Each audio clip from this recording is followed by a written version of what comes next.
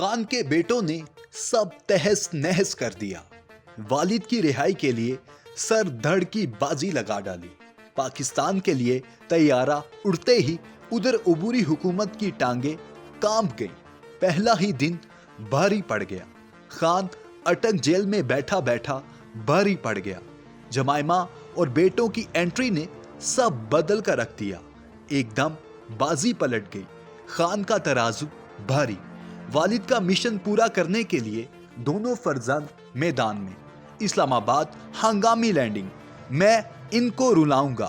خان کے بعد قاسم اور سلیمان نے والد کا ایک ایک لفظ سچ کر دیا۔ قوم کی امیدیں رنگ لانے لگی۔ اصل ہیرو کے باہر آنے کا وقت۔ علی شیر مروت کی پیشگوئی 100% سچ نکلی۔ امپورٹڈ اور سلیکٹڈ حکومت کے پاؤں تلے سے زمین نکل گئی۔ پی ٹی آئی کا نام ختم کرنے کی سوچنے والوں کو قاسم کا پہلا سرپرائز۔ لندن سے اسلام آباد پہنچتے ہی والد کے کہنے کے مطابق سب کو لتاڑ دیا۔ اٹک جیل سے خصوصی مناظر۔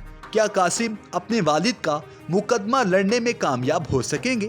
خان صاحب کی رہائی آئندہ کتنے عرصے میں ممکن ہے؟ آج کی اس ویڈیو میں اسی اہم ترین موضوع پر تفصیل سے بات کریں گے۔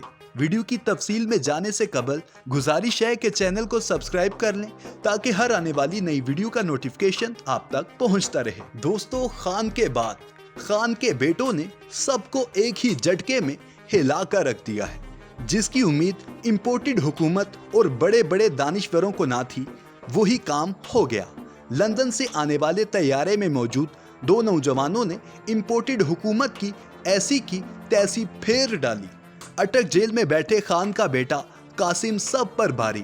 خان کے وکیل کے ساتھ مل کر سب کی کلاس لگا ڈالی۔ خان کی حقیقی مدد لندن سے پاکستان آن پہنچی۔ جمائمہ اور خان کے فرزند نے سب کچھ سنبھال لیا۔ قاسم کے آنے کی خبر نے سب کو حیران کر دیا۔ لیکن یہ سب کچھ کیسے ممکن ہوا؟ کیا خان گرفتاری سے قبل اپنے بیٹوں سے رابطے میں تھے؟ دوستو، بلا تاخیر موضوع کے اصل حصے کی جانب بڑھتے ہوئے آپ کو بتاتے چلیں کہ عمران خان ایک بار پھر سے حکومت سے آنے کی چال چل گئے ہیں اور جیل میں بیٹھے ہوئے بھی ایسی کی تیسی کر ڈالی ہے۔ دوستو، عمران خان کے بعد ان کے بیٹوں نے 12 سیاسی جماعتوں اور ان کے سہولت کاروں کی بنیادیں ہلا کر رکھ دی ہیں، اور حیران کن طور پر اس لڑائی میں کپتان کی موجودہ، سابقہ اہلیہ اور دونوں بیٹوں نے بھی کمال کا کردار ادا کیا ہے۔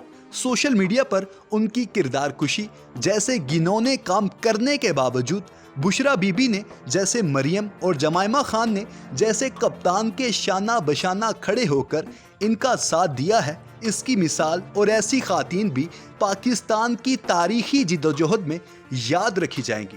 دوستو، بات یہاں پر ختم نہیں ہوئی، بلکہ جمائمہ خان نے حکومت کے ہتھ کنڈوں اور ان میں جلتی ہوئی پر تیل کا کام کیا ہے، کیونکہ اگر یہ کہا جائے کہ عمران خان اعصاب کی جنگ جیت چکا ہے تو غلط نہیں ہوگا، کیونکہ کپتان نے ان تمام عناصر کو شکست سے دوچار کر دیا ہے، جس کا مطلب یہ ہے کہ کپتان کو گرفتار کرنے کی اب ہر ممکنہ کوشش کی جائے گی، اور بعض ذرائع کا یہ بھی کہنا ہے کہ عمران خان صاحب کو گرفتار کر کے مارنے کی کوشش بھی کی جا سکتی ہے۔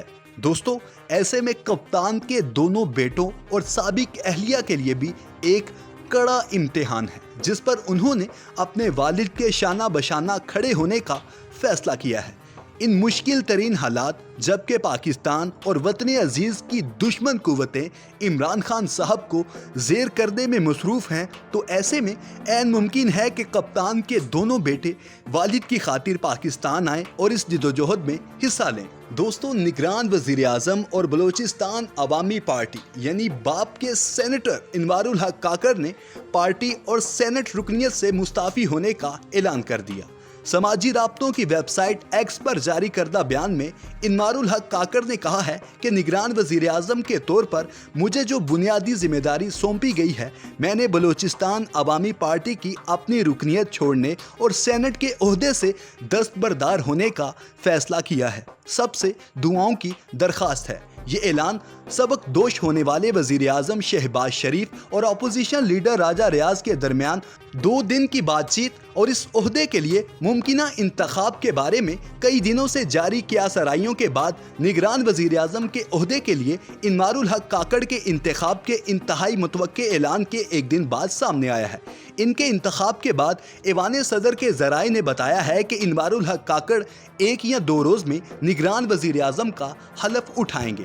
انوار الحق کاکڑ کی حیرت انگیز نامزدگی پر ابتدائی مثبت رد عمل نے ظاہر کیا کہ وہ کسی طرح زیادہ تر سیاسی جماعتوں، خاص طور پر وزیر اعظم شہباز شریف کی سربراہی میں حکمران اتحاد کا حصہ ہیں۔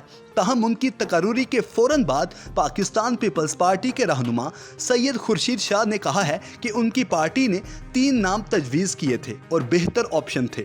بعد ازاں پی پی رہنما شازیہ مری اور فیصل کریم کنڈی نے خورشید شاہ کے اس بیان کے بعد پیدا ہونے والے تاثر کو مسترد کیا کہ پارٹی کو انوار الحق کاکڑ پر تحفظات ہیں۔ دوستو، اس سے قبل بلوچستان نیشنل پارٹی مینگل کے سربراہ سردار اختر مینگل نے مسلم لیگ نون کے قائد نواز شریف کو آگاہ کیا کہ انوار الحق کاکڑ کی تقرری نے ان کی جماعت اور مسلم لیگ نون کے درمیان فاصلہ بڑھا دیا ہے۔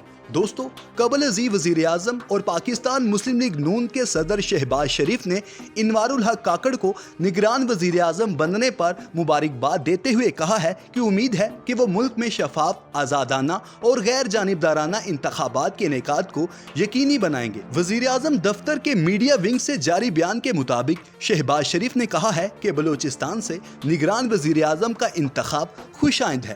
آئینی طریقہ کار پر چلتے ہوئے ایک اچھے نام پر اتفاق ہوا۔ انہوں نے کہا، میں سابق اپوزیشن لیڈر راجہ ریاض کا شکریہ ادا کرتا ہوں جنہوں نے مشاورت میں مدد کی۔ انوار الحق کاکڑ ایک پڑھے لکھے اور محب وطن شخص ہیں۔ تمام جماعتوں کی طرف سے ان کے نام پر اعتماد ہمارے درست انتخاب کی علامت ہے۔ شہباز شریف نے کہا کہ امید ہے کہ انوار الحق کاکڑ ملک میں شفاف، آزادانہ اور غیر جانبدارانہ انتخابات کے انعقاد کو یقینی بنائیں گے۔ 16 ماہ میں ہم نے دن رات محنت کر کے ملک کو جس معاشی استحکام سے ہمکنار کیا ہے، امید ہے اس کا تسلسل جاری رہے گا۔ ان کا کہنا تھا کہ ترقی، تعمیر اور معاشی بہتری کا تسلسل یقینی بنایا پاکستان اور عوام کی بہتری کے لیے ضروری ہے۔ دعا گو ہوں کہ نگران وزیر اعظم اور ان کی کابینہ عوام اور آئین کی توقعات پر پورا اتریں۔ خیال رہے کہ گزشتہ روز قومی اسمبلی میں سابق قائد حزب اختلاف راجہ ریاض نے کہا تھا کہ عام انتخابات 90 دن کی آئینی مدت کے 3 ماہ بعد آئندہ سال فروری میں ہوں گے۔ تمام جماعتوں کی طرف سے ان کے نام پر اعتماد ہمارے درست انتخاب کی علامت ہے۔ شہباز شریف نے کہا کہ امید ہے کہ انوار الحق کاکڑ ملک میں شفاف، آزادانہ اور غیر جانبدارانہ انتخابات کے انعقاد کو یقینی بنائیں گے۔ 16 ماہ میں ہم نے دن رات محنت کر کے ملک کو جس معاشی استحکام سے ہمکنار کیا ہے، امید ہے اس کا تسلسل جاری رہے گا۔